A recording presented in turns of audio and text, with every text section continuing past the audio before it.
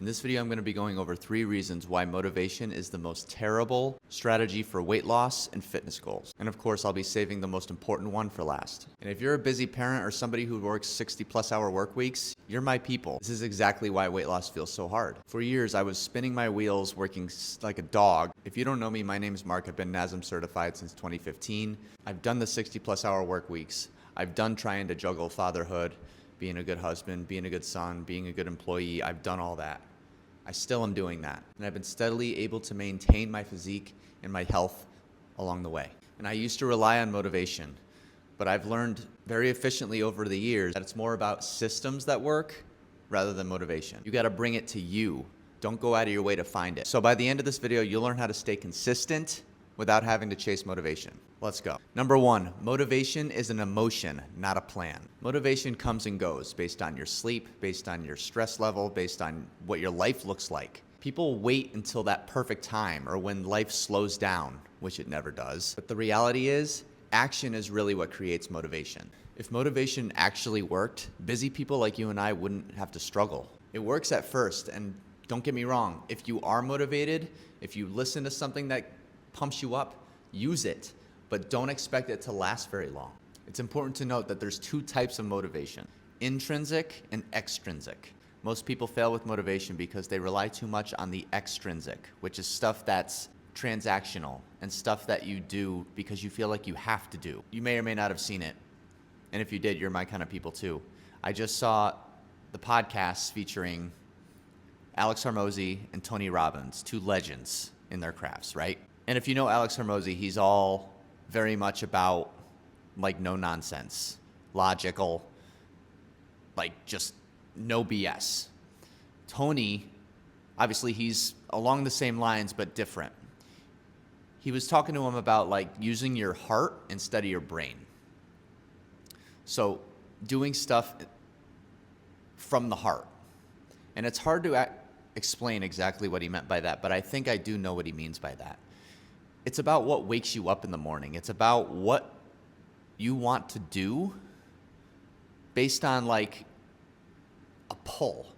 Like they were talking about this too, and I've heard this other places, push and pull motivation. Push motivation it's kind of like extrinsic. It's stuff that you feel like you have to do. Like I have to go to work. I have to make a living. I have to be there for people who need me, which, you know, life requires some of that. I'm not denying that. But it's when you have the intrinsic motivators and the pull motivators that is really when your life starts to change. I can make a whole video on just that topic alone, but let's move on. Number 2, discipline is understood. When people say the word discipline, they automatically think about just white knuckling it, just fighting through the pain and suffering until you achieve what it is you want to achieve. But that's kind of a miserable way to live life, no? It's just, while there is kind of an element to that, like to get started, like I've used that direction before to stay disciplined, it's not about being hardcore all the time. It's doing future you a favor. It's doing the things that make the right choice easier. It's setting yourself up for success. And while that may not be the intent when you start all the time, like it might be hard to do that at first, I promise you it's worth it. And this is something that I learned at an early age. I was fortunate enough to learn it at an early age. And Alex Hormozi talks about this too. He talks about like, okay, if you do something you enjoy every day, like working out as an example, if you do that every day, is it really discipline? To him, discipline means doing stuff that you don't want to do every single day. But there's some element to that I agree with and some I disagree with, because it takes discipline to do something every single day, regardless of what it is. With this logic in mind, that would be like me, instead of working out every day or doing something physical like crocheting or reading books. I don't like physically reading books. I like audiobooks, but I don't physically like reading on a page, which I'm trying to work on, by the way. The point I'm trying to make is don't get too caught up in this detail. Just practice showing up, committing to one thing and showing up to it every single day. regardless of how you feel. Make it non-negotiable. One non-negotiable thing every single day. And if you're just starting out, I highly recommend making that like an affirmation that you speak to yourself every single morning. Put it in a note in your phone.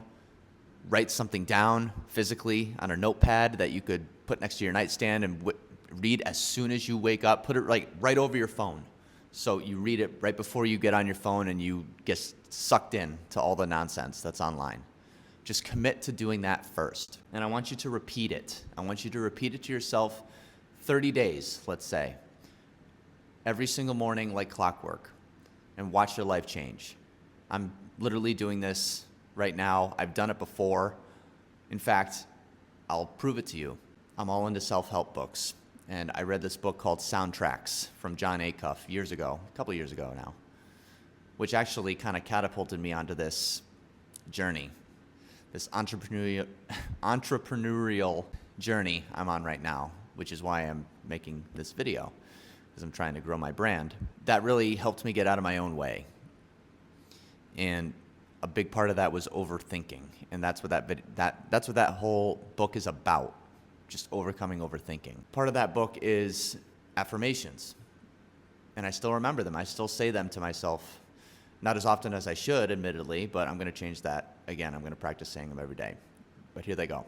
I, Mark, choose my thoughts. I know that doing my best starts with thinking my best. Like laying a path for an adventure, these thoughts will set the course for my actions. I believe that what I think matters.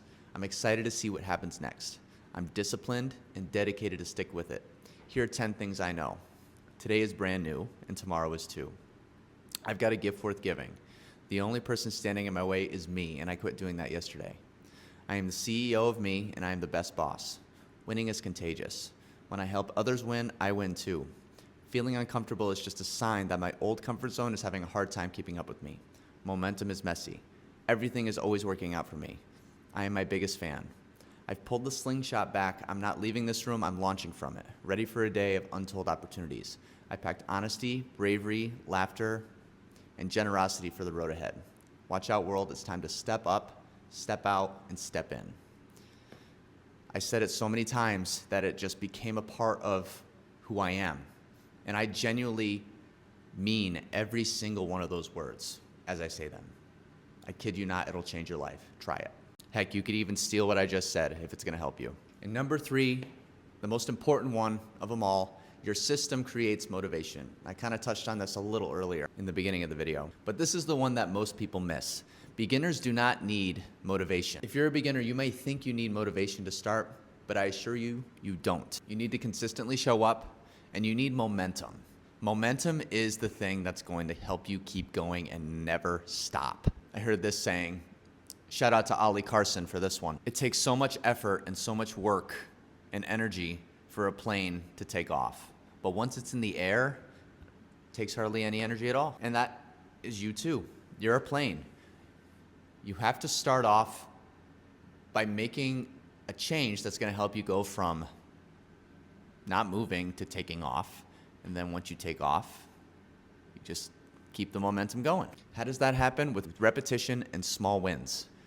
Keep building that confidence in yourself. The more times you show up, the more confident you're going to get, whether it be working out, whether it be eating better, keeping track of your food. Every single time you do any one little thing of these, even reading your affirmations like before, you build a little bit more confidence in your head to help you get to that next step and keep generating momentum. Part of that momentum is your identity shift. I've been able to maintain my health over the years because I identify myself as somebody who cares about my health and takes care of my body. And I combine that with my internal intrinsic motivators, which is being able to move freely for my family and take care of my daughter and take care of my family members and loved ones who have certain movement discrepancies and illnesses that they need my help for. And I want to set a positive example for my family, for my loved ones, and for you too. Health is freedom, both for myself and others around me. If this resonated with you with any way at all, it would really be helpful if you click the like button because it would show it to more people who might need to hear it. Also, comment below for more topics you want me to discuss around weight loss, around mindset, Let me know. I love to hear from you. And subscribe for more videos like this one. Also, if you're trying to lose weight, don't go in blind. Make sure you know the essentials of it first. Click here to find